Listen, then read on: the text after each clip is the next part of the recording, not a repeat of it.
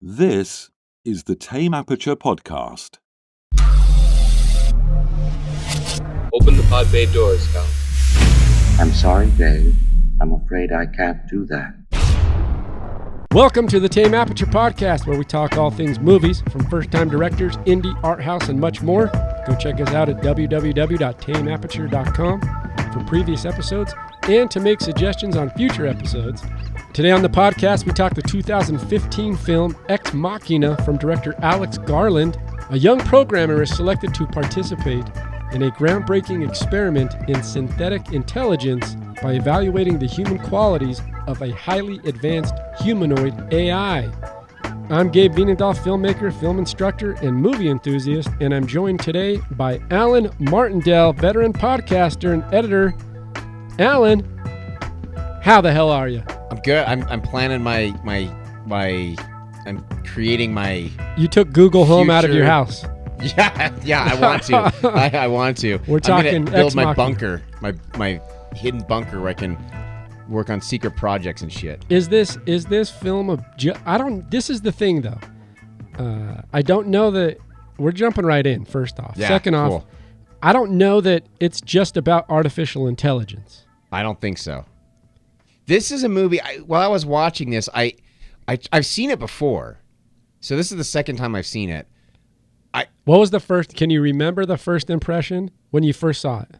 I enjoyed it. I definitely enjoyed it. I also, and I felt this way as well, I feel like I'm not smart enough to understand everything going on and all the levels and everything they're trying to say in this movie. It's a very complex world Yes. because it's dealing with, well, artificial intelligence, but it's also dealing with a world that I'm surrounded with day by day, but I don't know anything about, which is coding and programming and technology beyond the understanding that I currently have of what Sure. technology is. I think there's some spiritual things going on here, too. And also the literal title, Ex Machina, Right. which is Latin. It's got to be. I'll look that up. I It's haven't gotta looked be. it up and done my research. I'm just assuming, but I know that as a film instructor, it comes from. I know Deus. Deus Ex Machina. Yeah, It's and I know that structure and storytelling, but I'm assuming it's derived from that. It's one of the big things you're never supposed to do in writing, right? Is have a Deus Ex Machina where it's just It's the hand of God essentially changes your story. Yeah, and it derives from I believe Greek mythology or some kind of Greek plays or theaters. Like they used to literally when the hero or the heroine was in trouble, you would see some kind of device come down and it was Right. carrying the solution, which was Right. a godlike being who could come and intervene. So essentially, it's just The Simpsons in the later years. It's just bad writing, just horrible writing.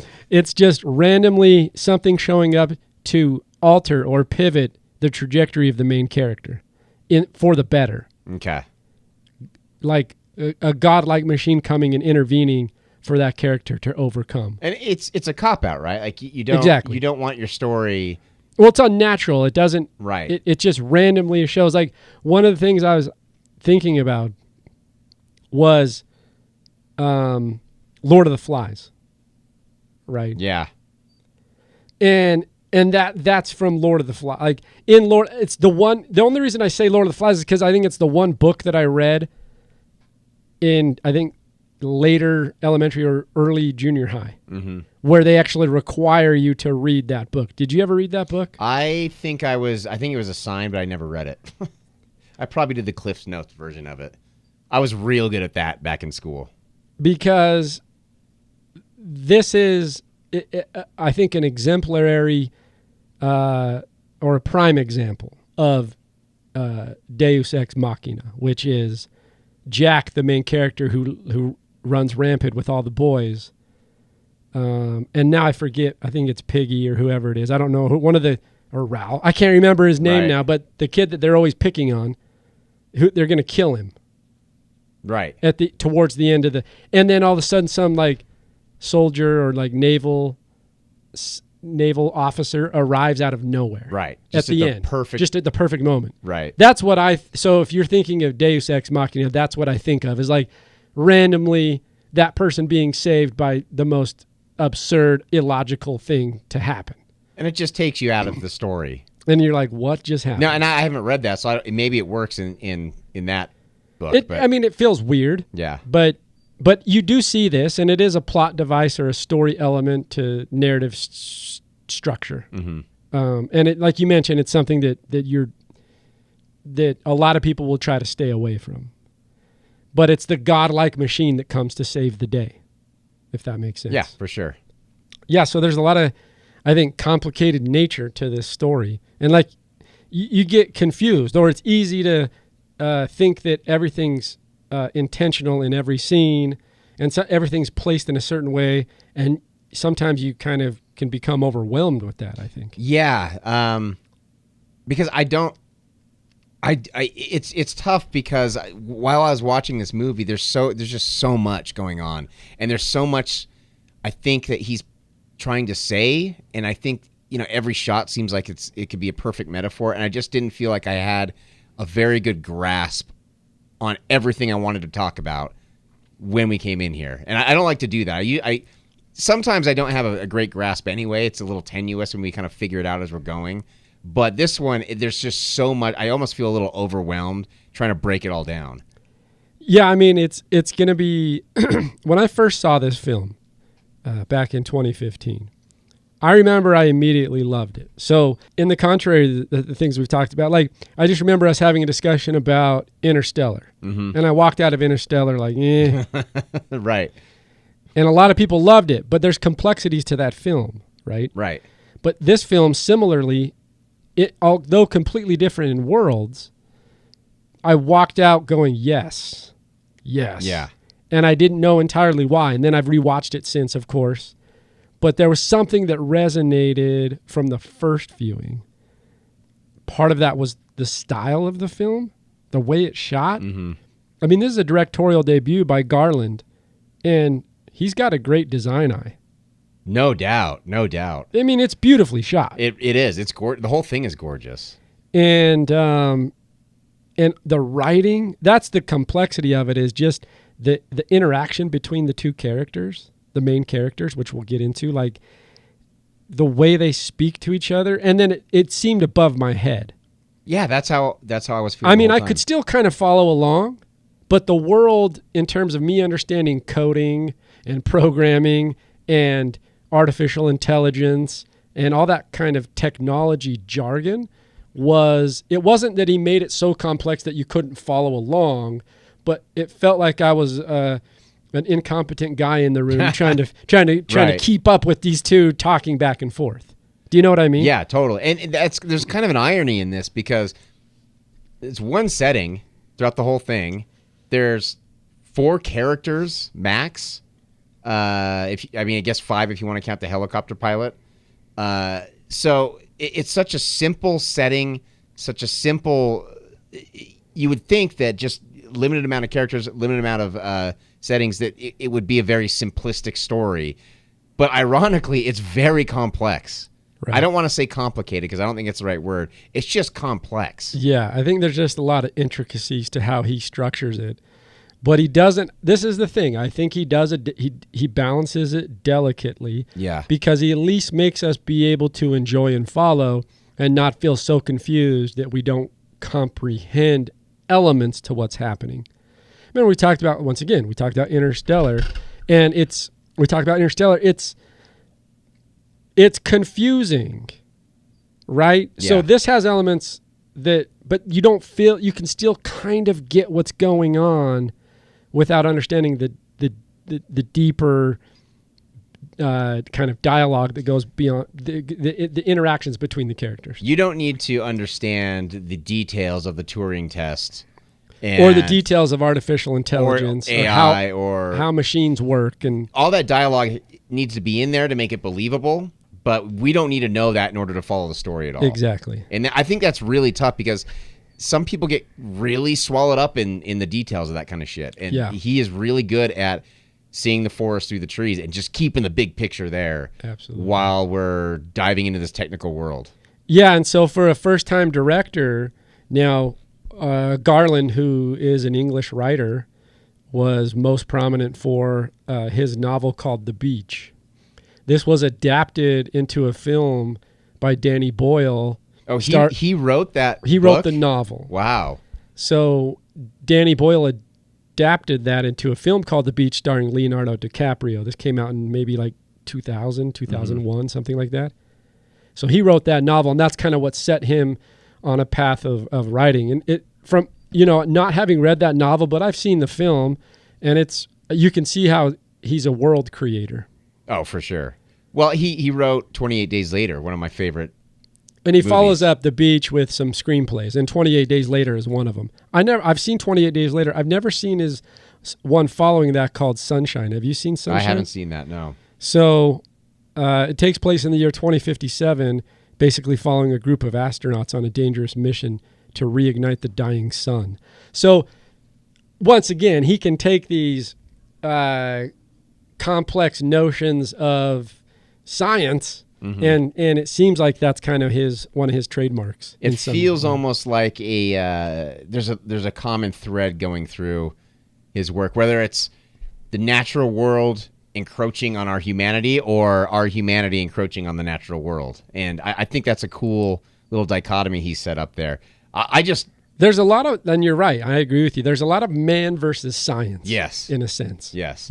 And I love, from the setting of this little bunker place to just everything they've done, and just the little ironies about it all, and like the fact that there's this technological wonder going on in the middle of nowhere, and it's just nature all around them, and they're going on hikes and stuff, but they're also literally building artificial intelligence, the thing that is anti-evolutionary. It's like the next step for us to take over the world even more, the planet. I just love these little ironies he's thrown in there, and they're constantly throughout this whole entire thing. The whole thing. And to set it up so people have a context of the story, like you mentioned, you really only have 4 characters, 2 primaries, and then a third who's obviously extremely important. But initially, the first 2 characters are Caleb, played by Domhnall Gleeson, and Nathan, played by Oscar Issac. And Oscar Issac basically plays the equivalent of what I would consider, or what we might culturally tie into, like Mark Zuckerberg. Yeah. In the sense of he's a mogul tech guy who's created Blue Book that is essentially the equivalent of Google. Yeah. And the reason I use Zuckerberg, even though he didn't create Google, he created Facebook, just because there's a celebrity to Zuckerberg, more so than even, I forget who founded Google. Like, that's what I mean. We know Zuckerberg on a mass scale. Right.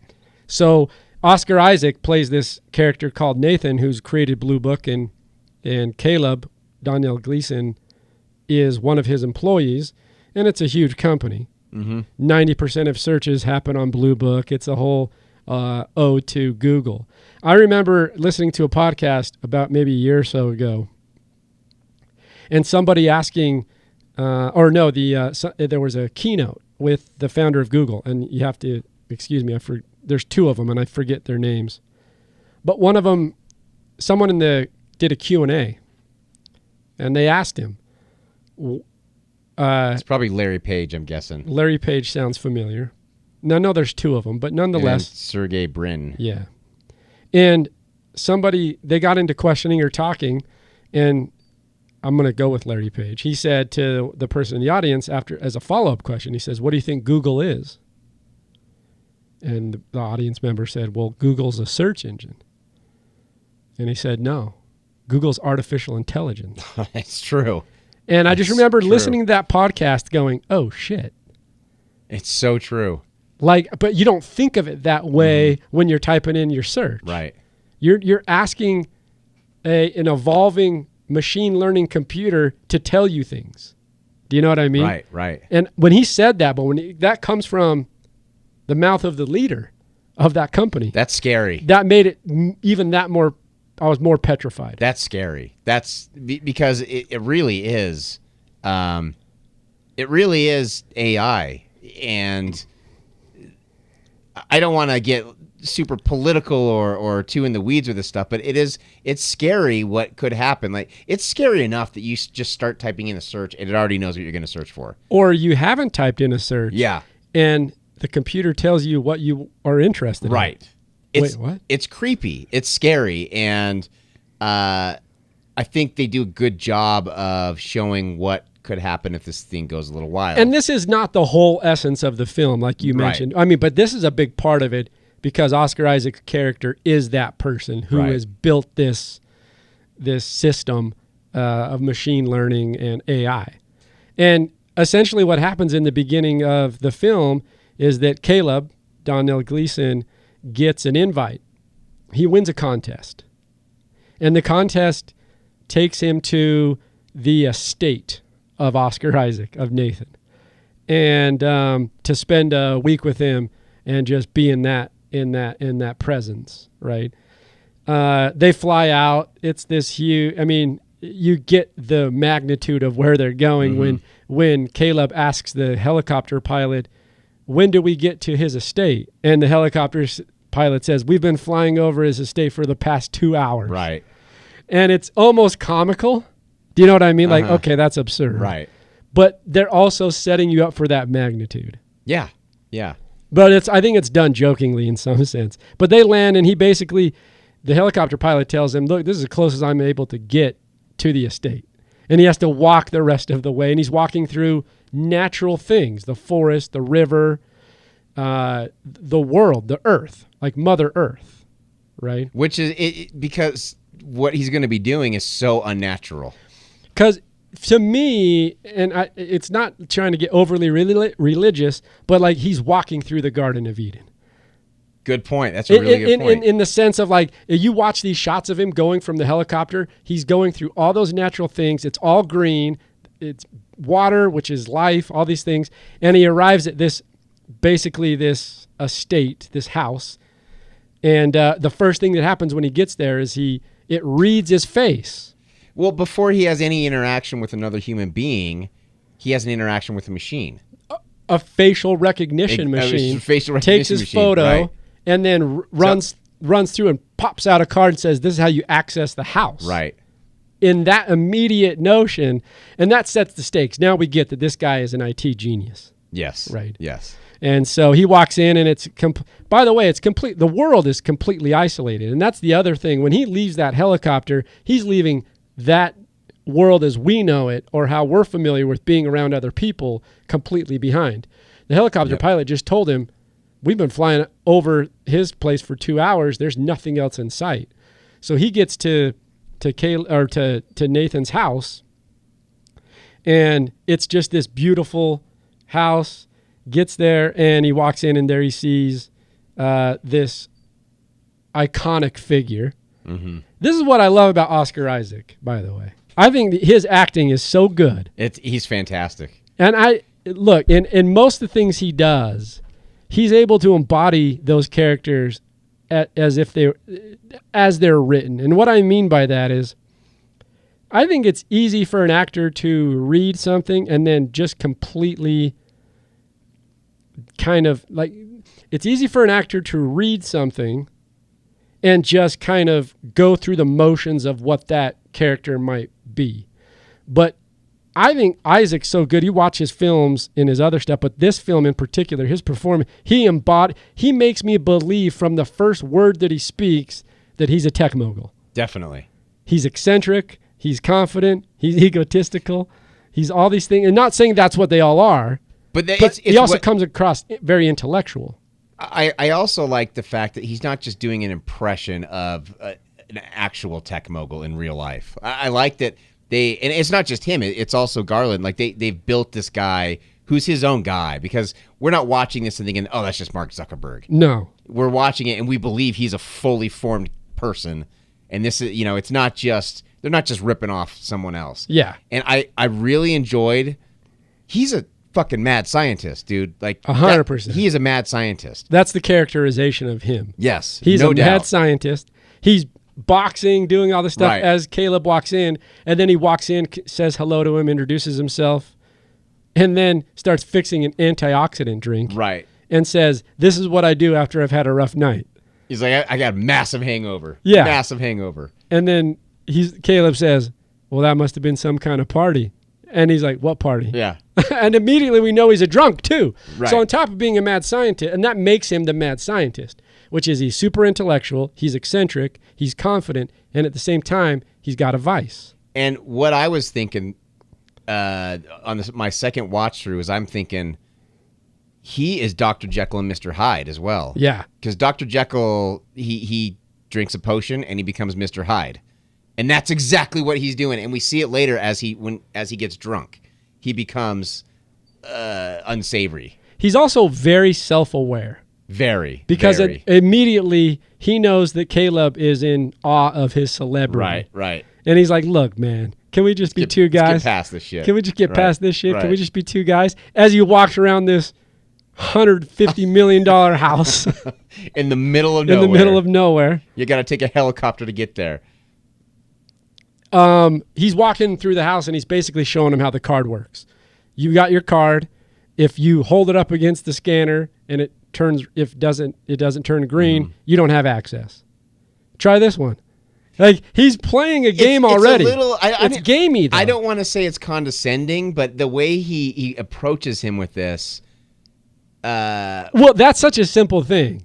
Everyone comprehends the idea of an ID badge letting you in a place or not. If it doesn't let you in, it indicates red and it's off limits. It's almost like he's super proud of this thing that we all know. And the way he says, if a light turns blue and you can go in, it's for you.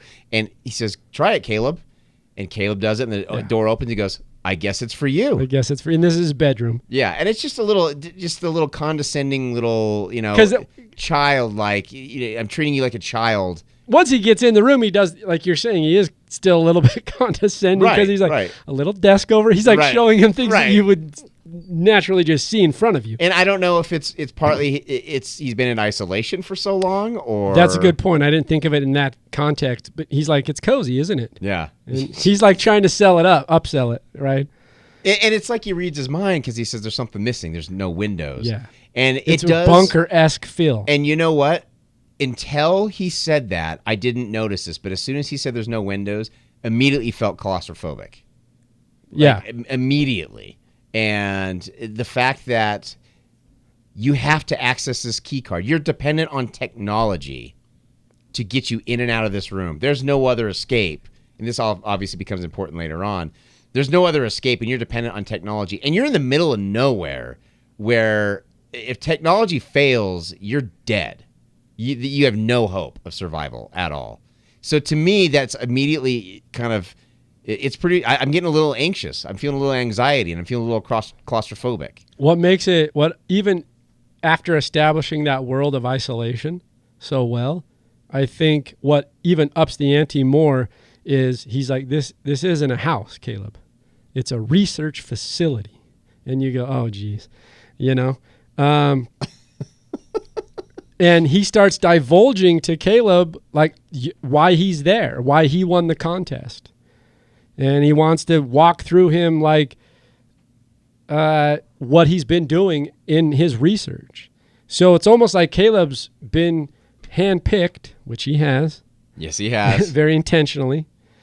And that's the one thing about Caleb. He's so naive for being a super smart programmer coder. I think he's just awestruck. I think he's awestruck. I do think he gets a little arrogant, though. And I think the arrogance is that maybe he knew that he was handsome, and so he feels overconfident. Well, I also himself. think Nathan plays him quite a bit. And I think Nathan, he builds up his ego without actually explicitly doing it. Right. And in the way he interacts with, and we'll talk about this obviously, but the way he interacts with this artificial intelligence and the way Nathan reacts to his interactions, it feels like he's totally fucking with him later on when all the reveals come out. And he is. He totally is. He is 100%. And he says, I want to show you all the things I've been doing. I want to show, and so he's playing like it feels very cat to mouse, where he's saying that, but you have to do something for me first, Caleb. And it's basically a non-disclosure. You got to sign this non-disclosure. It's just the way it's just so sinister the way he presents all this stuff. It just makes you feel so uncomfortable. Caleb says, look, this isn't standard because the stuff in the NDA is beyond what you would expect. And even Caleb goes, I don't think this is... I need a lawyer. I need a lawyer to go through this. And he's like, you don't have to sign it. We could just... this is where he teases him again because he's like, you don't have to sign it. We'll just spend the next few days playing pool and getting drunk together and having fun. Yeah. But you won't know all the cool things I've been working on. And when you find out in a year what's been going on, you're going to never forgive yourself. Yep. And anybody, I think, in Caleb's position who is passionately drawn to, computers and IT and all these kind of things, that is a cat. You're gonna take that bait. Oh, no doubt. And he knows it too. Especially when this is where it sets it up. Because after Caleb's deciding to sign it, Nathan says, do you know what the Turing test is? Mm-hmm. And he explains what the Turing test is. And for those that aren't as familiar with the Turing test it's basically developed by Alan Turing. If you've seen The Imitation Game with Benedict Cumberbatch. Did you ever see that film? Never did, no. It's Alan Turing, a British scientist or a British, I don't even know what the description of what he is. But it's basically a test to take a machine's ability to exhibit intellectual behavior or make it indistinguishable from that of a human. So it's basically saying if this computer can make you believe that it is got human features or it has human qualities, it's passed the test. Mm-hmm. It's developed enough to be able to imitate a human, so much so that a human can't distinguish it from a computer. Right. And that's what basically the Turing test is. And I assume it's going off the idea that humans just have a natural detection for that kind of... I mean, it's like the uncanny valley when something looks almost human but not quite, and you may not understand quite what it is, but you know something's wrong. Yeah. And I assume it's based on something similar. Something slightly off. We're getting all scientific and shit in this. I know. Look at this. I'm getting in deep. Pulling in from my 10th grade computer science class. Watch out, everybody.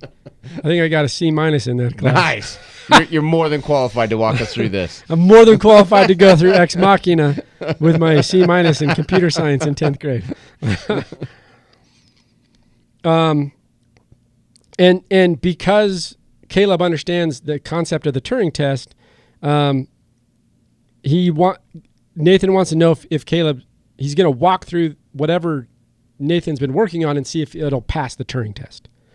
And over the next few days, this is what Caleb is tasked to do. And Caleb says, if you've created a conscious machine, it's not the history of man, it's the history of God. Right. Because you've created a being without procreation. Right. Right. This is once again kind of the titular concept of what the story is. Right. Right. God from machine. Well, and this is just my dumb brain. It's just full of quotes. It's just I thought of Jurassic Park where the movie quotes start coming. Yeah, in. the movies. Man or God creates man. No, God creates dinosaur. God kills dinosaur. God creates man. Man kills God. Man creates dinosaur. Yeah. And that was the first thing I thought that popped into my brain. Jeff Goldblum's a goddamn treasure. And then I was gonna say, Jeff Goldblum, you couldn't get him out of your mind. The rest of the time. But yeah, there is that essence to it, and so now Caleb's off to the races. In other words, he is going to test this machine or this artificial intelligence that Nathan's created and see if it passes the Turing test. But he goes and meets Ava, who is the artificial intelligence, which basically already physically resembles a human to me, 100%. This special effect, I don't know how they did this. I don't know how they made her half robot, half human, because it looks so real.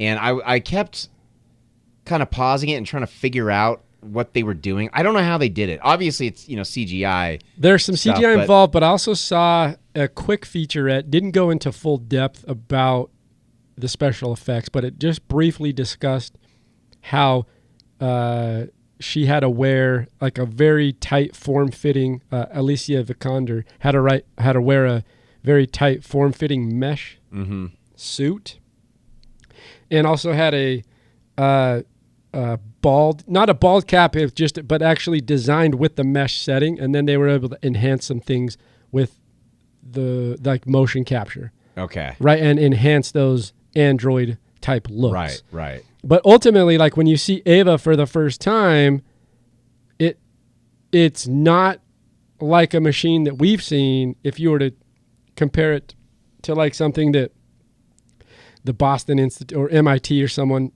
created, like where you see those robots that kind of still have the articulating arms or legs, and they're running and they're kind of bouncing around. Like Ava's full-blown motion resembles 100% human. Oh, totally. She looks like a human. Have you ever watched some of those videos where those people? Oh yeah, like the MIT. They just beat the shit out of those poor Boston robots. Mechanics like, or whoever it is. Yeah, I just feel bad for those robots, even though they're not human. They are just kicking the shit out of those robots. They're smacking them down every time they jump up. They're pushing them down. They're just beating the hell out of them, man. But over the years, as I've seen some of those videos on like YouTube or whatever, they have progressively got way better from the beginning till now. And there's a reason. It just looks like abuse to me, even though it's not at all a living thing. Yeah. It just feels like they're just beating the shit out of it. You were already starting to sympathize for the exactly. robots. They're a little too good at beating up those robots. So I'm not saying they practice on their kids, but I'm not saying they don't practice on their kids. But this Ava, like we said, resembles all human features. So immediately, from a physical perspective, it's believable. Yes. As though that But what I found interesting in the way that Garland set it up was that they're physically separated. So Caleb goes in and it's very zoo-like because Ava's behind glass walls and they can't physically be in the same place without being separated. And so it feels very test-like or research-oriented because there's no actual connectivity between the two characters. And I just found that interesting. But when she walks out and introduces herself, it's a little bit almost creepy too. It's super creepy. Because of the lifelike nature of her movement.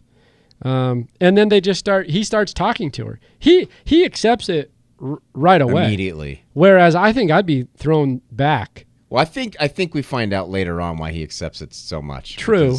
She was tailor-made for him, essentially. Right. But he basically says, what would you like to have a conversation about? What we find in the cut is that Nathan is watching and observing all of this from his control room, right? The hub. And he's seeing it on cameras and he's hearing all the audio and what they're doing and so on and so forth. So he's observing because he's actually, and we'll get into this later, but he's observing everything that's transpiring between these two characters. The first question Caleb asks him is like, where did you learn to speak? Right? Mm-hmm. And then it starts going into all these idiosyncrasies about how people learn language, and it gets all these it gets a little scientific. Yeah. Even delving on a little spiritual too. They have their first interaction, and the way it's split up too is that it says the film is actually set into little segments, and it says like Ava session 1, right? And it's the first time that he meets her, and then it goes later on. You'll see Ava session 2, and you're seeing the relationship between Ava and Caleb continually grow through these sessions, and then it's intercutting the whole time as you're going to each session. There's moments where it's not in the session, but it's Caleb and Nathan discussing what happened in the session, right? And so these are the little. What's interesting about these is there's some comic relief there.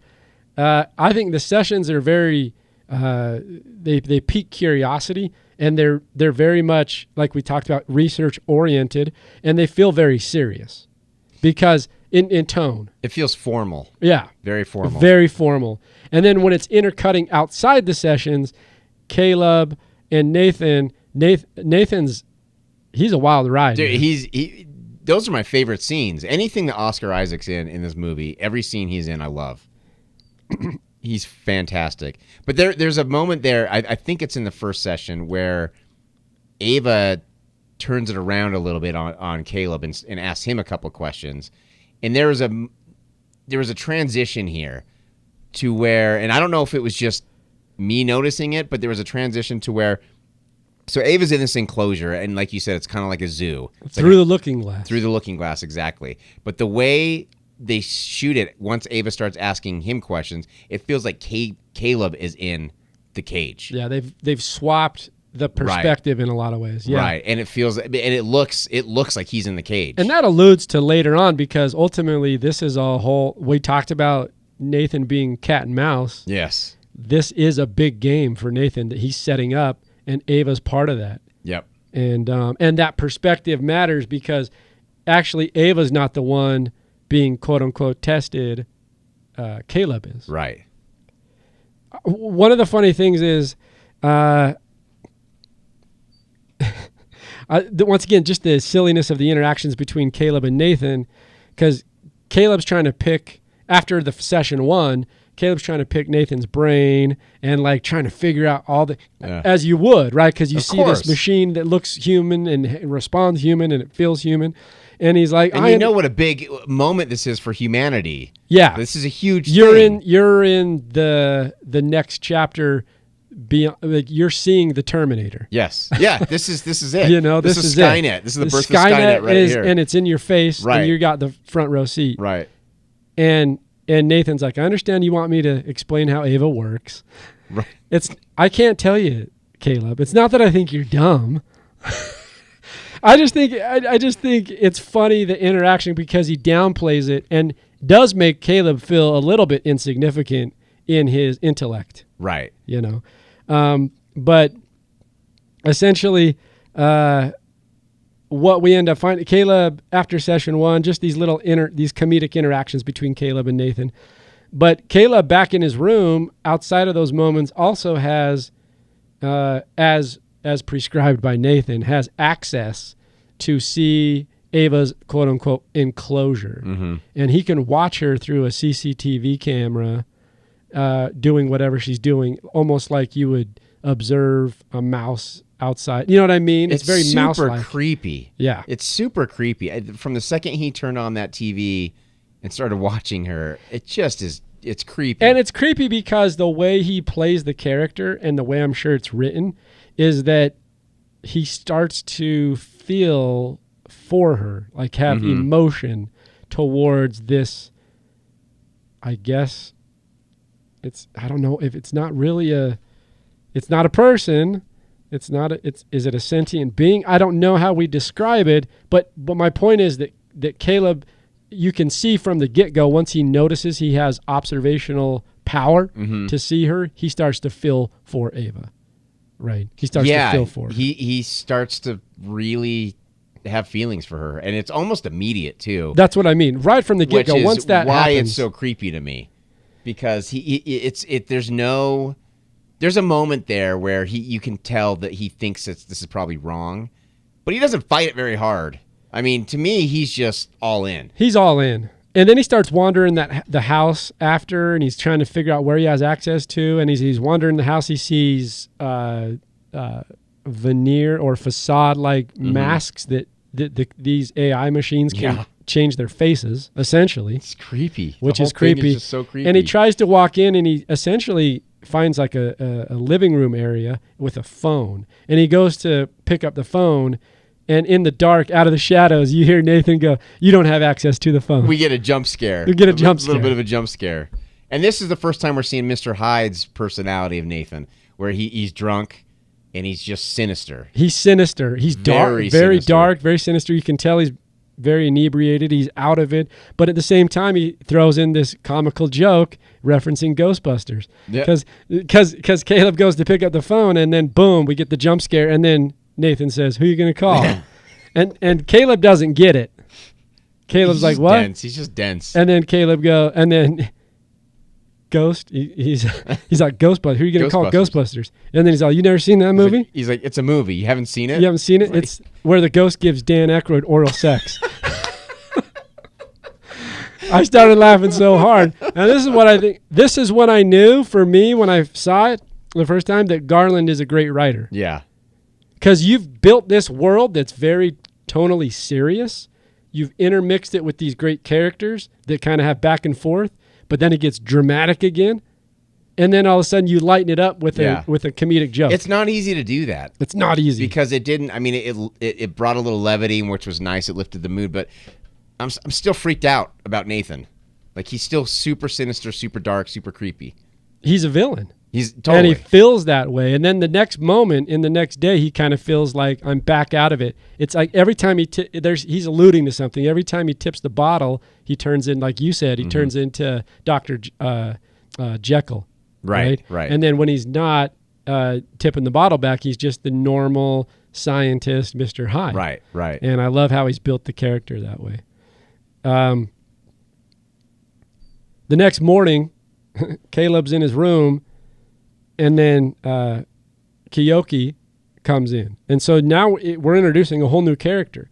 At first, we thought it was just Nathan and Caleb, and then this Japanese woman comes in. Random person just comes in his room. Right. To give him breakfast. Doesn't say a word, just puts breakfast on his dresser and walks out. Very strange. He doesn't seem to... He's a little curious, but I think almost immediately he's like, oh, this must be another robot.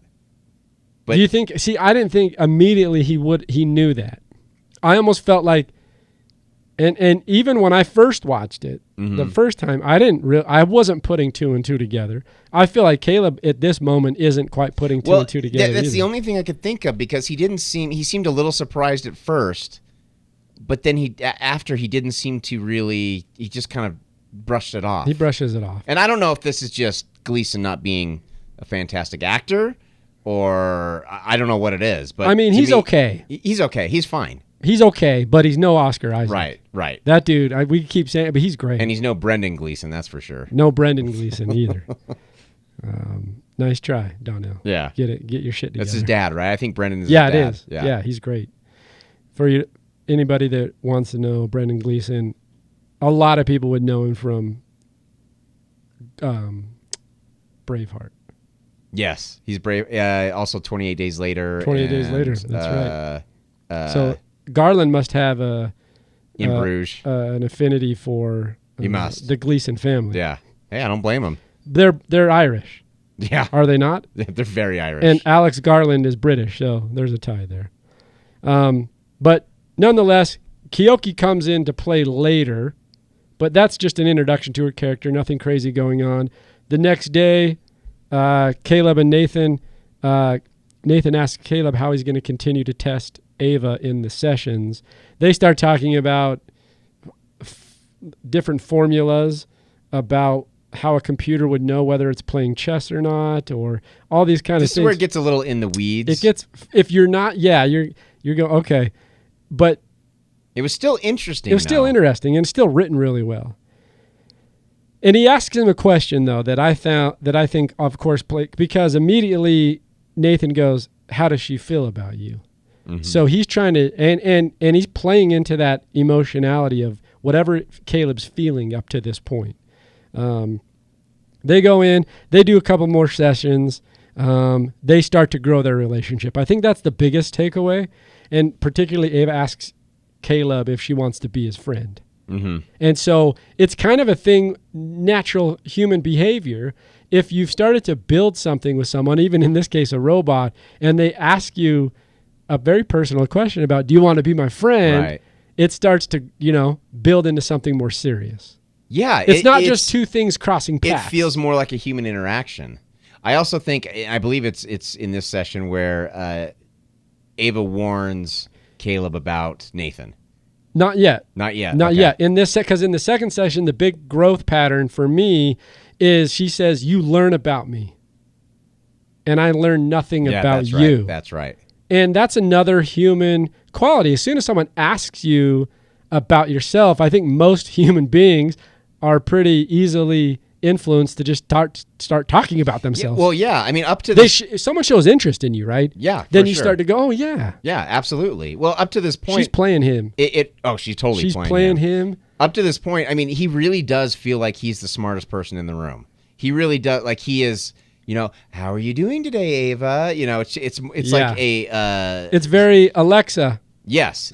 It's because Ava is not Alexa. It's like a scientist talking to a subject or something. It's very formal and more like, this is cute. They're talking look about at me. Nathan's company. Do you know Right. Do you know what Blue Book is? Right. Exactly. Yeah. Exactly. Yeah. And she, I think this is probably when she learned she can play him like a fiddle. Because she immediately and then he starts going, well, I have an apartment and I grew up in Portland and my family. He starts divulging all this kind of getting more personal information, right? She says something to the effect of like, is your status single? Yeah. Which I thought was funny for some reason. And then he starts telling about his parents and how his parents died in a car wreck and how he was in the car and how he had all this therapy and recovery that took a year longer, and that's where he learned to code and all these. He starts really just pouring it out, free for all. And he also, the way he talks about his coding ability really makes it seem like he fancies himself as a genius coder. Maybe not to the level of Nathan, but he thinks he's definitely. He is kind of pitching himself as a computer genius. However, I would say that he does taper it back a little. Yes. Because he says she's like, you're like Nathan. And he's like, well, what Nathan did's like Mozart. Right. He created Blue Book at 13. Right. So then we get now we know through this, we kind of knew before, but now we get exposition. This guy is crazy genius. He just top of the line. I mean, he is a god, essentially.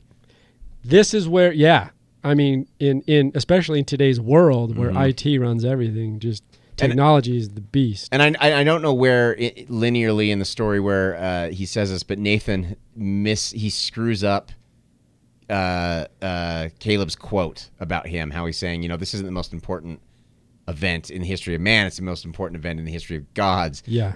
Nathan deliberately, I think it's totally deliberately, says, I wrote that down. I'm gonna use that quote where you called me a god. Yeah. And I thought that was funny because it's almost like he's playing up that thing. I don't think that was him deliberately misunderstanding the quote. I think he's totally fucking with Caleb. I think everything he does is a lie. But I also think that he has tendencies to feel like he is like believing what Caleb says about him being in that nature. But you know what I mean? Like him actually feeling like, yeah, I'm fucking smart and I'm the smartest person alive. For sure. Well, I almost feel like he's playing the Caleb a little bit because he wants Caleb to think he's smarter than he is. It's important for what he's trying to accomplish. Right, and you'll understand why later. Right. And so for Caleb to say, you know what, like he's thick, he doesn't understand what I told to him. And there's another quote later on where we'll get to that anyway. Yeah, but Caleb's confidence is there. It's about very shortly in the next 20 or so minutes about to be shattered. Yes. But before that, in that session where he's divulging all this personal information to Ava, there's a power cut in the facility. And when the power cuts, this is all part of Nathan. Am I wrong here? This is all part of Nathan's setup, no? I think so. I want to say that it is, and if I'm wrong, I'm wrong, but I'm going to go with that trajectory. If it's not, he definitely figured out how to manipulate around it and to use it to his advantage. He does later, at least. Right. Maybe on this first power cut, it's not. Right, I'm not sure. But later it does, even on the next few, like a power cut down the road, it does become his objective to work around it. But the power cuts, and Ava divulges to Caleb that you should never trust anything that Nathan ever says. So I'm going to take that back. I don't think that Nathan's in it yet, but it will become later. Yes. And she's playing him. Totally. She really does. And she's essentially what happens is, and we'll go through this and kind of get towards the end here. But basically what happens is they have these different sessions. The power cuts out. Ava starts to make Caleb believe in her, like gain confidence in her, and start to feel emotional and start to feel for her, Right. And grow that relationship. When the power cuts out, they devise a plan to basically get Ava out because now he's essentially fell for her in some capacity. Yes. It becomes very there's a sexuality Oh, no doubt. to Ava and Caleb, at least from Caleb's perspective. And we find out later that Ava's just playing him like a fiddle. Well, and Nathan builds up the sexuality, the sexual nature of Ava as well. He tells her, he says, yeah, you can fuck her. Yeah. And she'll enjoy it. Because in one of those off-session meetings with Right. Caleb and Nathan, he's talking about how he's built these things to be fuckable. Right.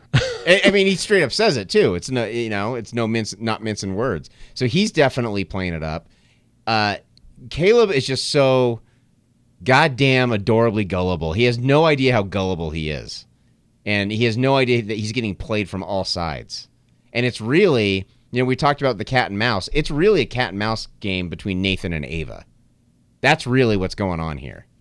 And they are both trying to play each other. And they're using Caleb as a pawn. Exactly. Yes. Exactly. And he has no idea what's going on.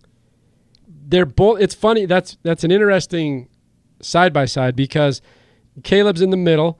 Nathan's trying to kind of make believe that him and Caleb are close. Mm-hmm. They're buddies. And ironically, Ava's doing the same thing. That ends up being part of the Turing test. The Turing test is to see if Ava can make Caleb believe that she's not a machine. Right. That she's not artificial intelligence, that she's real. And she does. Mm-hmm. I mean, eventually she gets to that point where he feels so much for her that he's devising a plan for her to break out and be free as you would do if you knew that a human was behind bars or in prison. Right. That you loved and there was you know what I mean? Right.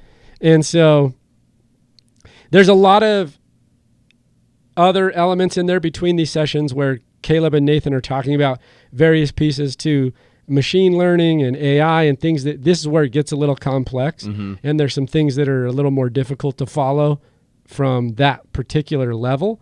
But it's still, as a story progresses forward and the whole concept as we get to like session 3 and beyond is that Caleb and Ava are building a real relationship. Yeah, they've built this bond. They want to go on a date together. She's dressed up for him in a dress and put on a wig, and she looks more like a human. Hiding some of her mechanical parts, and does what you would see like in a relationship between a man and a woman, where the woman wants to look good for the man, and she'll put like a dress on, and she's trying to take out her any resemblance of her AI appearance and make it feel even more human.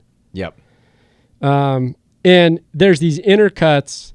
Once again, where Caleb will be in his room after a session and he's just watching her and you're starting to go, okay, it's getting creepy. It's a little creepy, dude. Caleb, pull the reins back. And Nathan's pretty brutal to Kyoko, who is that other, the Asian woman. The first time I saw it, I thought Kyoko really was just a person. See, to me, it was the way she was moving when she brought in his breakfast. It was very precise. So it didn't feel like what a person would do. Yeah. And then also the story of how she can only speak Japanese, so that way he can have confidential meetings or dinners, and she won't know what's going on. That seemed a little far fetched to me. And he's pretty brutal to her. She spills some wine and he flips out. He yells at her, and he uses her for sex. Yeah, and this is where it starts to really get into areas of sexuality because Nathan and Caleb start having this conversation about AI and what things you prefer. Do you prefer black women? Do you prefer white women? Do you prefer this type of person? And he's like trying to build these robots for the preference of the man, at least for Caleb. Totally. I'll give you one guess as to what Nathan likes, what his kink is. What? It's the Asian chicks. The Asian girls chicks are all there. Totally. And then he starts talking about how he ran an analysis and Caleb's all about the black women. Well, no, he says. Didn't he say that? No, he says, let's just say, for the sake of argument, you like black women. Why do you like black women? Is it because someone programmed you to like them? No, you just like them. You just like black women. Then Nathan keeps playing cat and mouse because he goes in and they start talking about how Ava is starting to like Caleb. Mm-hmm. And Nathan's playing into it. He's like, I think she's starting to like you. Caleb goes, well, maybe, how do I know she's not pretending? How do I know she's just not playing into that card? And Nathan's like, she's not pretending. She's not pretending to like you. It kind of builds up a little bit of confidence in his relationship with Ava. Yeah, totally just falsely building up that confidence again. I mean, that's kind of what he's been doing while also hinting that maybe he's not as smart as he thinks he is. Right. It's that cat and mouse, and it's fun. Like, to see Oscar Isaac so expertly kind of transition between that and weave between the I'm going to build you up, but I'm also going to tear you down a little bit. It's just done very, very well. It's written well, and it's acted phenomenally. And then she, in one of the sessions later on, I believe it's session 3 or as it keeps going, finally Ava says something to the effect of, Nathan's in charge of these power cuts. He wants to see how we can, or one of the times he's figured out the power cuts and he wants to see how they behave when they think they're being unobserved. Mm-hmm. Right.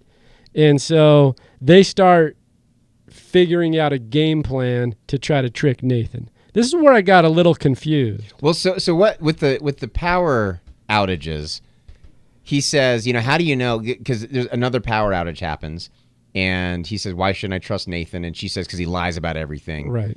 And he says, how do you know he's not watching us right now just to see how we behave together? And she says, well, I'm causing the power outages, essentially. Like That's right. I can charge when I charge my batteries. I don't know what the technical terms are, but basically she's causing it. So Nathan's not watching yet. That's He right. figures out a way to make it happen, though.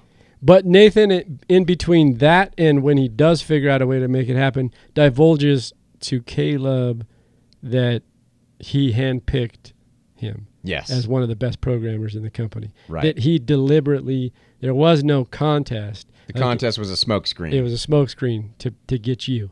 Right. And that's the first of the twists.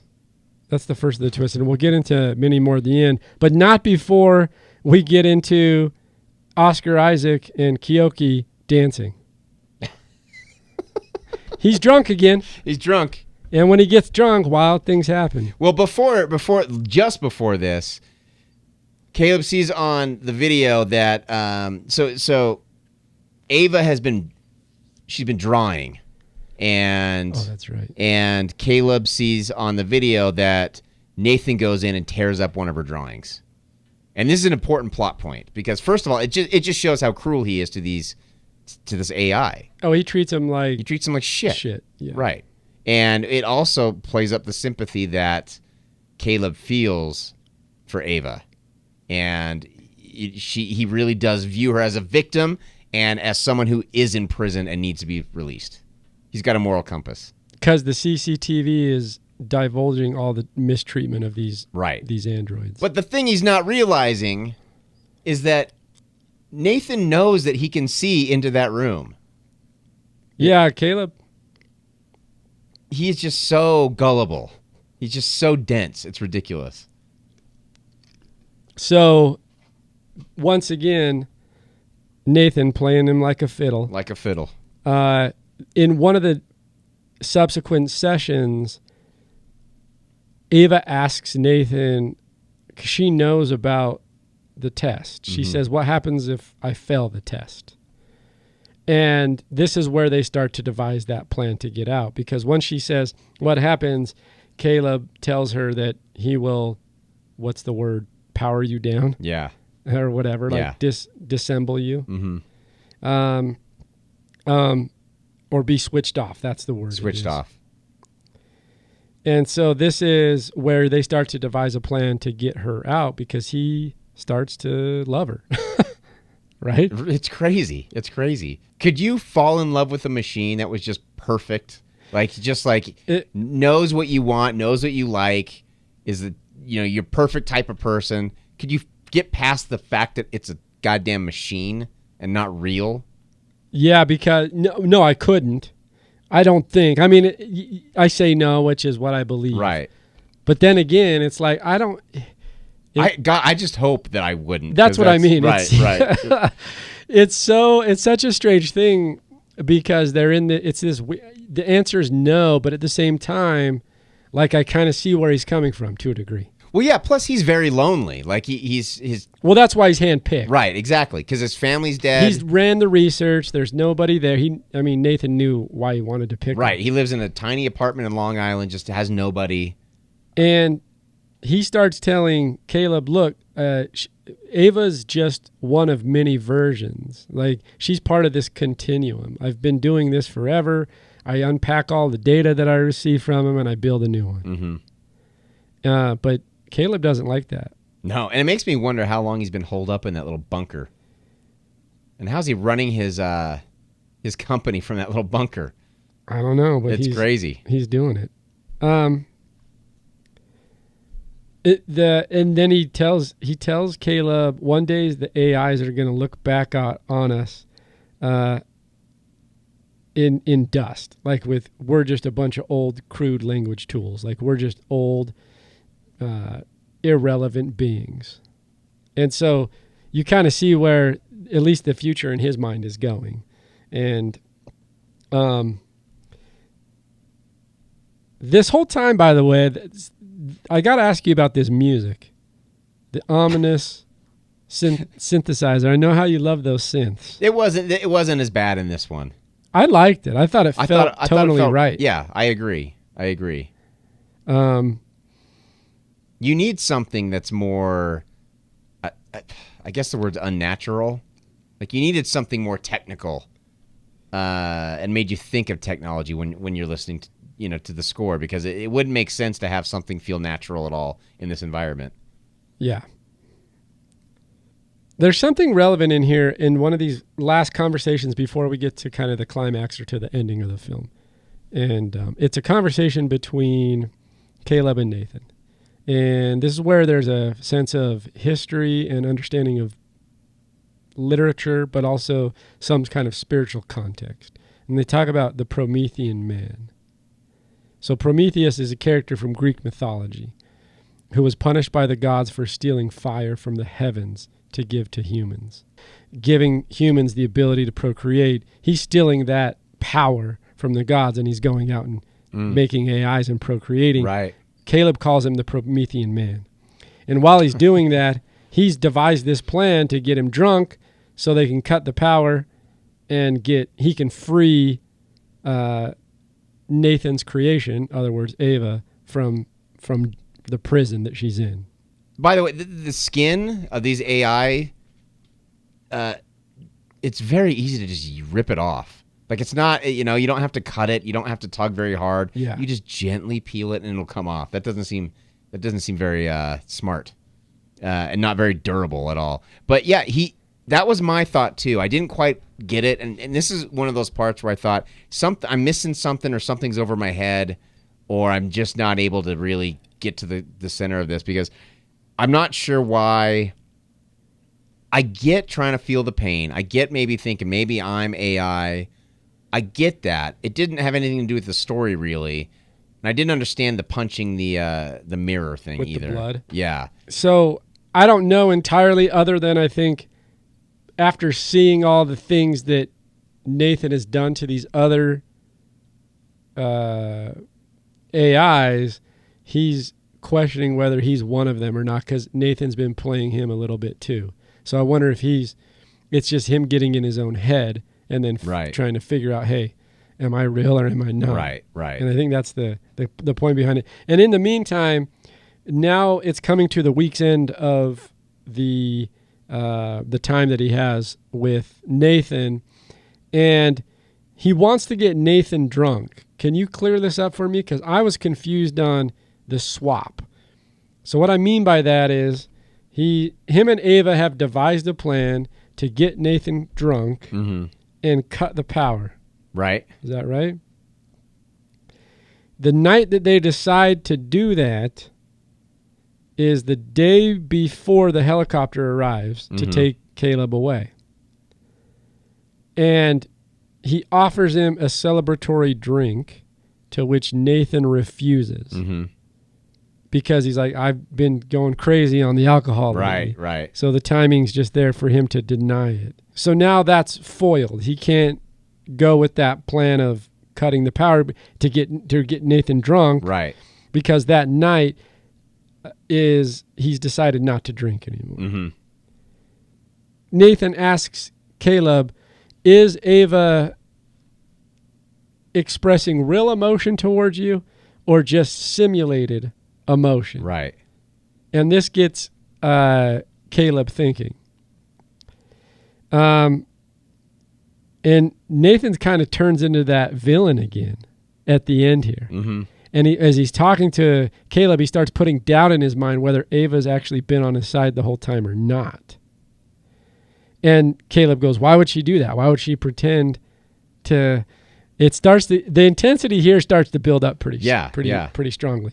So the night before, Caleb gets Nathan drunk. He takes Nathan's key card and he starts screwing around and looking at in his workstation and playing around in that and seeing all the other AIs, all the different versions. The next day was the day that they're gonna do their plan. He's gonna get Nathan drunk again. When he passes out, he's gonna steal his key card. He's gonna program everything so all the doors unlock when she does the power outage. That's right. But Nathan's not going to get drunk this time. He's decided, I'm done with alcohol. Right. So this is also the point where Nathan reveals his entire plan to Caleb. Basically, he is the Turing test, because the whole point was to see if Ava could convince Caleb to help her escape. That's the whole plan. Right. That's the whole point of getting him there. Because if she does that, Caleb has now, it's undistinguishable for him that she's an AI. She's actually a human in a sense. He's formed that bond, that connection with her. She's manipulated through sexuality and empathy and all these things. Right. So, and this is the big, mustachioed villain twisting his mustache and revealing his whole entire plan. Like, this is where, and he comes in and he says, look, I was watching you guys during the last power outage. I placed the camera there. When I ripped up her picture, you were focused on the picture, and I placed a camera in there so I could watch you guys when the power goes out. It's like some kind of, he's got a battery operating. Exactly. It's not running off yet. Right, exactly. Yeah. So, and he heard their entire plan that, she's going to cause a power outage.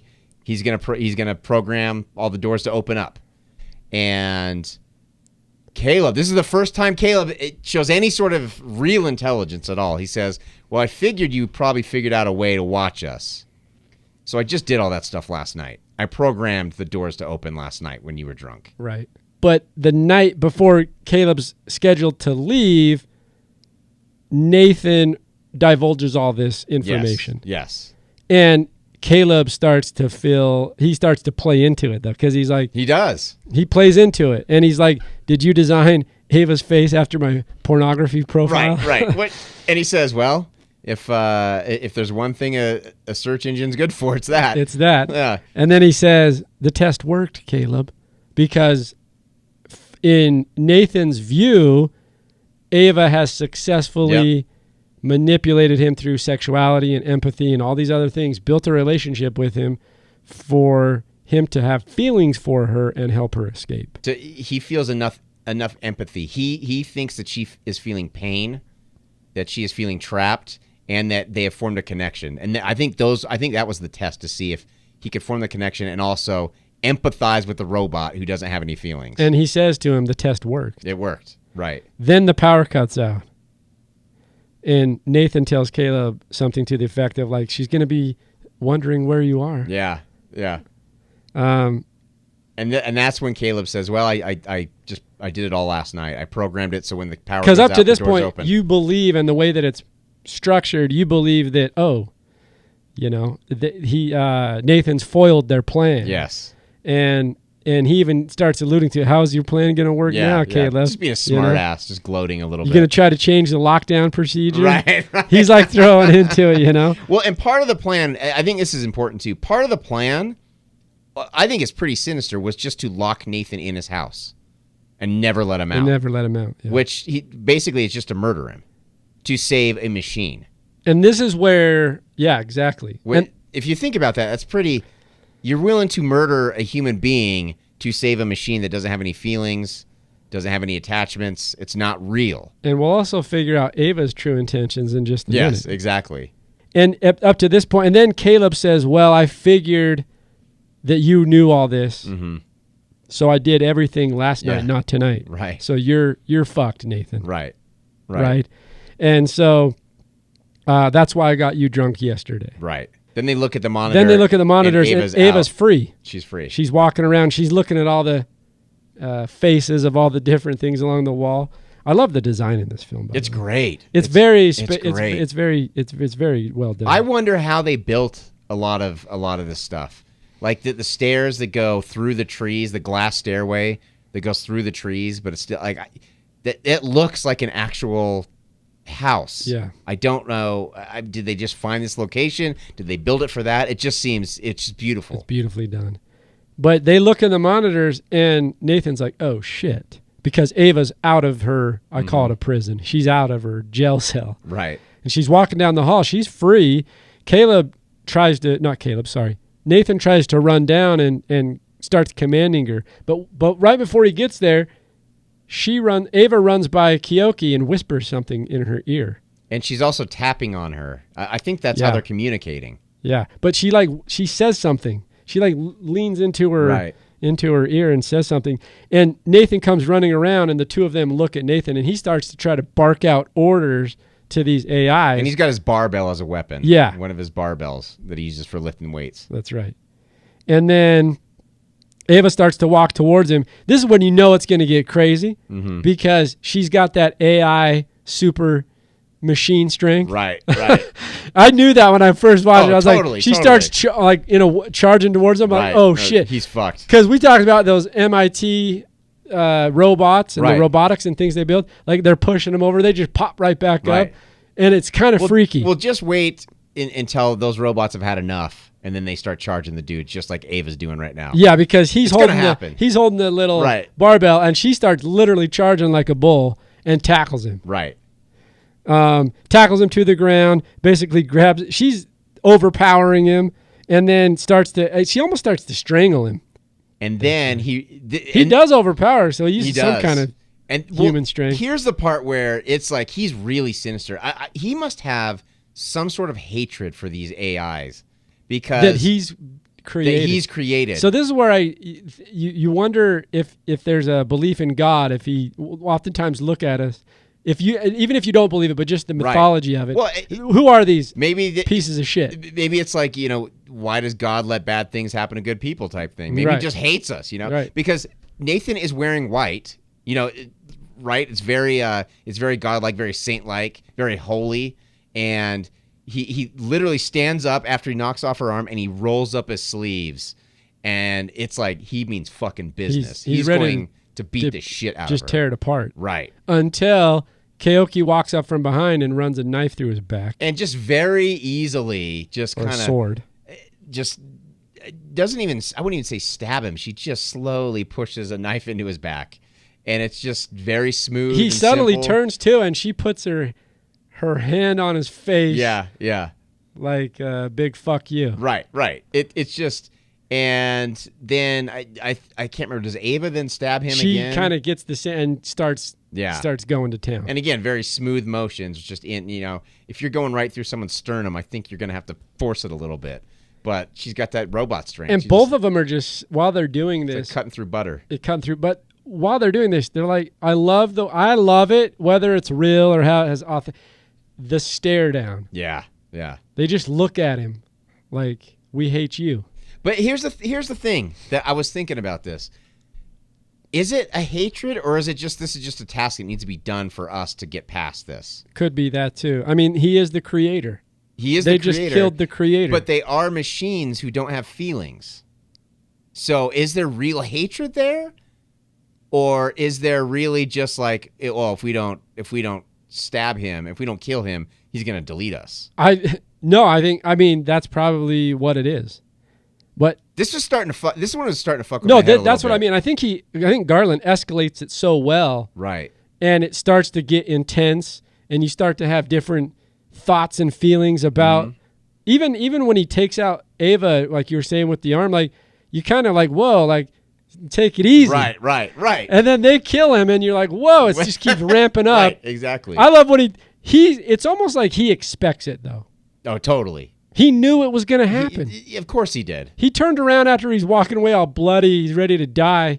He's like, fucking unreal. Yeah. I thought that was hilarious. And in the meantime, Caleb is locked in a room. Meantime, Caleb is locked in a room. And Nathan's walking down the hall groaning and dying and falling over. He's been stabbed to death. And he dies. And Ava walks up to him and just stares at him. Looks at him, and then grabs the key card. Yep.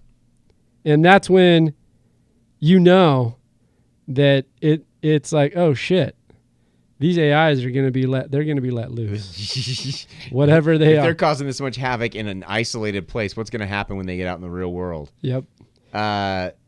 Kyoko dies too, though, doesn't she? I can't remember if she dies or not. She does. Oh yeah, he bashed her jaw in. That's right. You're right. Yeah. And he brutalized her. Yeah, he brutalized her totally. But then it goes into session 7. In session, like we've built these sessions along, but we get to the last one. Nathan's dead. Kyoki's demolished. Caleb actually is not locked in the room yet. He's actually been knocked out by Nathan. Oh, remember? That's right. And then Ava comes in and sees him, and he's now coming back to consciousness. And this is what Garland calls session 7. Yes, that's right. And as she walks in, Caleb starts to be like, he's like, Ava, like he's trying to, and she just fucking robot. I think she tells him to stay there too. Because she locks him in. She does it. Yeah. She locks Caleb in the room. Right. And then goes into Nathan's room and kind of rebuilds herself based on other parts from other robots. And you can really see that it feels like she's feeling some emotion that she's going to be a real person. Like it feels like she's getting all dressed.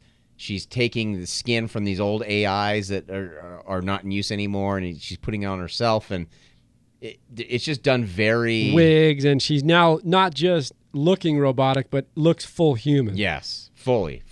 Based on all these other parts of his other. Right. We keep calling them robots, but I don't know what you'd even call them. I don't either.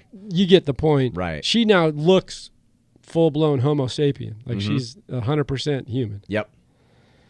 And And Caleb is locked in this room. She puts on this white dress. She has long hair. And you're like, okay. And Caleb's locked in the room. He's knocking. The key card, what are they called? The scanner. Mm-hmm. The key card scanner is red, where he's locked in. He can't get out. He can't get out. It's a cool shot because it shows the two of them. It's a two shot of him in the background, red key card, can't get out, the glass door in front of him. She goes to the elevator side, scans Nathan's card, it turns blue. Yep. So he's locked in the red area, she's in the blue area, dressed like, looks full-blown human, and basically walks away. And he's yelling to his last breath, yes, Ava. And I think he can't understand why someone who loved him could do this. But and for me, when she gets she didn't. No, and that's the point. Yeah. But for me, when she gets on the elevator, I don't think she does it maliciously. I just think it's more efficient to get on the elevator and leave than to go over and open the door. Like, I don't think it's done maliciously. I just think there's no empathy because it's a machine. She doesn't have any empathy. So I don't think. I think I'm going to go a contrary opinion here. Are you ready? Okay. I think because she's got machine learning and she, of course, can adapt, she knows that Caleb is the last one to know her true identity. Good point. So it's not so much about empathy or feeling. You're right, she's a machine, but it's more about logical outliers. Right. That's not even word, but you know what I mean? Like there's the potentiality of something, which is Caleb knows she's an AI. Mm-hmm. So I don't want him to... She doesn't decide to kill him, and maybe there's a risk involved there, because even though she could probably potentially outpower him, he might win and kill her. Right. Or power Just her more down. efficient to just. So the to just idea leave is him. like, I'll leave him there because no one will ever know, and by the time they do, Right. That's a good point. I like that. he'll die. I like that. And he'll know. But again, I don't think it's done in any sort of malicious manner because I don't think they're capable of feeling that. I think it's just more about there's a task to do. And this is the 100%. task, and this is how we do it. That's what computers do. That's what machines do. And it's ones and zeros, and they're analyzing. Right. She walks out. She's in a dress, looks like a human, enters the natural world, which one thing we neglected to mention, she actually has visions or ideas of what it means to be in the real world. And you Right. kind of see this interlaid a little bit Right. throughout the film where it shows little foreshadows of her being Mm-hmm. out in the wilderness or the nature. Right. But she gets out, walks over into the and helicopter. They equate it to seeing color for the first time. Right. Yeah, that's true. And the intercut here at the end is Caleb in the research facility, trapped, and Ava getting on a helicopter and flying away. And then we have this last shot of this last shot, by the way, reminded me of a Nolan shot. Yeah, totally. Totally. And did. it's Ava in the city, and she kind of dissolved, like she's walking around, like we see a reflection of her in like a mirror on a building in the city, people interacting. She's in the real world, and then all of a sudden, one person walks by, and the reflection of her in that glass window, after the person walks by, she's gone. Yep. It's the Following. He stole that shot from The Following. Totally. Remember totally, the last shot of totally, The Following? From Following, yeah, totally. So I loved the ending, though, because it's so open. It's like Ava's out in the world. Yep. The AI is real. She's out there. It's No here. one knows what the potential is because they haven't seen it quite firsthand like Caleb has, but it's out there. And it could be anywhere. And it could be anywhere. Yeah.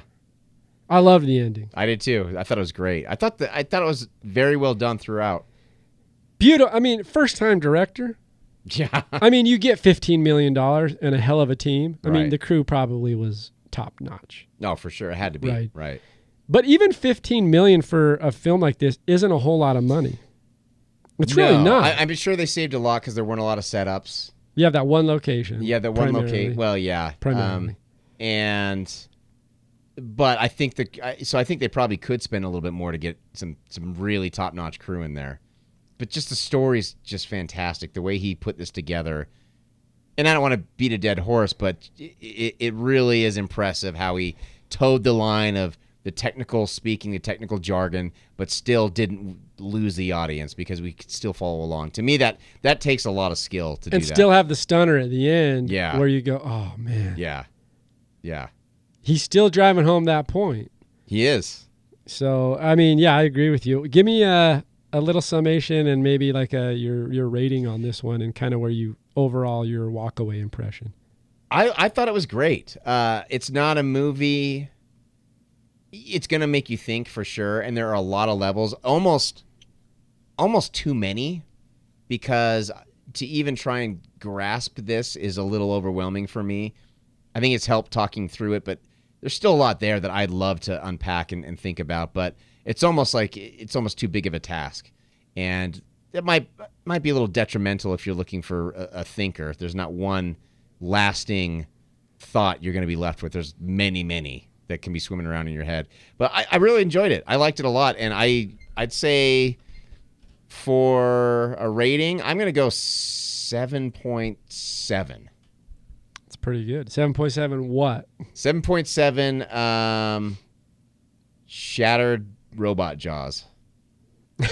Shattered Kyoki jaws. Yes.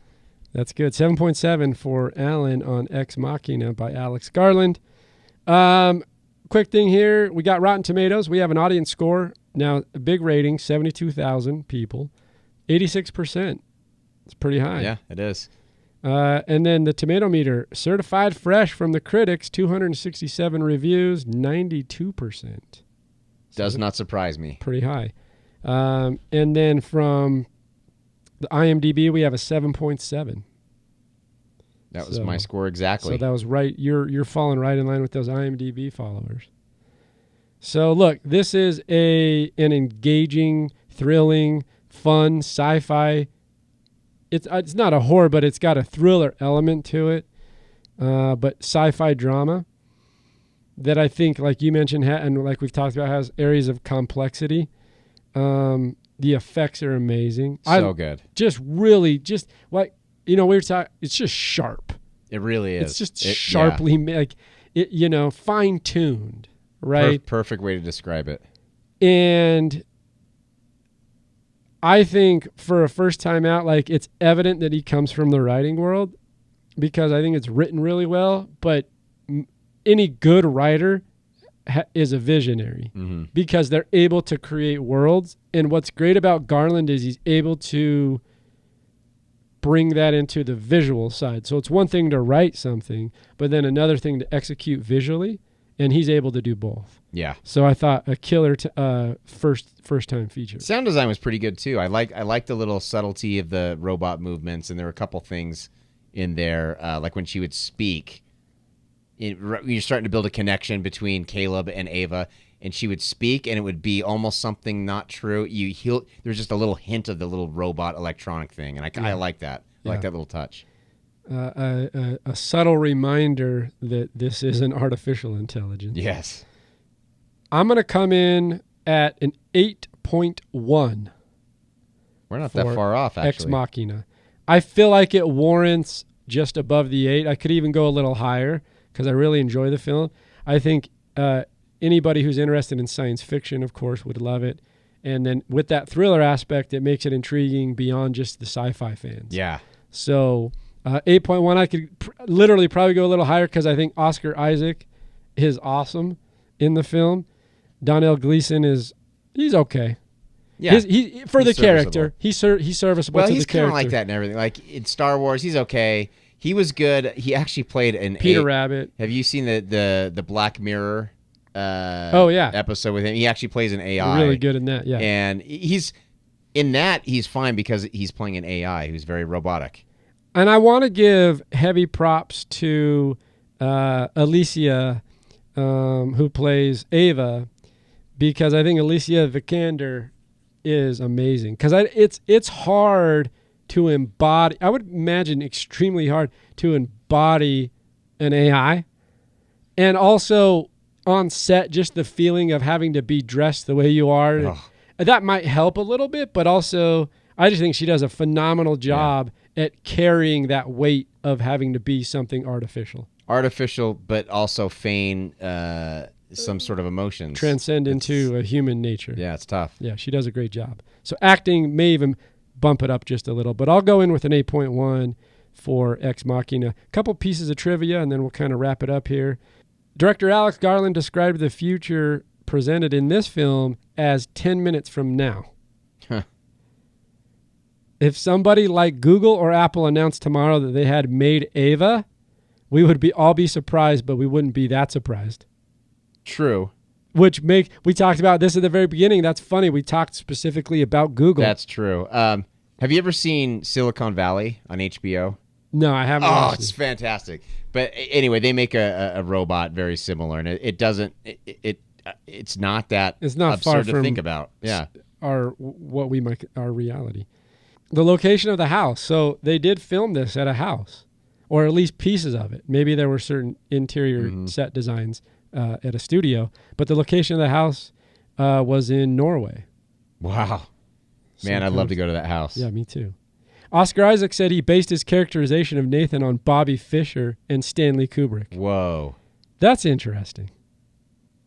Bobby Fischer. I don't see it. I see the Stanley Kubrick. I see the Bobby Kubrick Fischer too, because you're a savant. You're super specific to what you know, and do you know what I mean? I guess I don't know enough. I haven't seen much of Bobby Fischer's to know his nuances, but I can see Kubrick there. Some of the lashing out, I can see that. Well, I think the Bobby Fischer concept is that he's a chess player, right? And Nathan's 100% a chess player. I can see the Kubrick in the sense of the things we heard about Kubrick being has his idiosyncrasies and his attentiveness to detail and wanting to do things a certain way and not compromising. Right. So that's cool. I love when actors embody real people to try to incorporate into their character. Cool. He sees him as a mysterious, elusive genius. So I think that's a very perfect way to put it. Sums it up. Here's what we were alluding to earlier in the podcast. The title derives from the Latin phrase Deus ex machina, meaning a god from machine, originated from Greek tragedy. So we were kind of right on the spot there. This couple Academy Awards. Academy Award for Best Visual Effects. Does not surprise me at all. Lowest grossing Oscar winner for visual effects since What Dreams May Come. So they didn't spend a lot of money and they won that Oscar for visual effects. I thought that was crazy. Cool. I'd love to watch any sort of featurette or documentary they have on how they did the visual effects. Yeah, I kind of want to see if I can find a longer featurette on how they did this or a feature, doc. Oh, I got one. Ex Machina's plot is a loose adaptation of William Shakespeare's play The Tempest. In each of the films, 3 main characters are roughly analogous to characters from the play. Always leave it up to the Brits to throw back to. Always going to be Shakespeare. It's always going to be Bob. Always. William's always going to come into it. In this movie, Domhnall Gleeson plays the protagonist and Oscar Issac plays the antagonist. In Star Wars, The Force Awakens, the roles are reversed for the 2 actors. I thought that was funny. So this is Ex Machina by Alex Garland. And Alan, thanks for charging through this one with me. That was fun. It was fun. Great movie. Great film. Go watch it. Yeah, go have a look. It's currently on Netflix. It's also on a couple of the other streaming platforms. Go ahead and check it out. This is the Tame Aperture podcast. Go check us out on www.tameaperture.com. We're also on all streaming platforms. Give us a listen, follow, and we'll see you next time. Tame Aperture podcast is produced by Dutch Angle Pictures in association with Studio B Productions. Listen, watch, and subscribe on Apple Podcasts, Google Play, Spotify, and YouTube.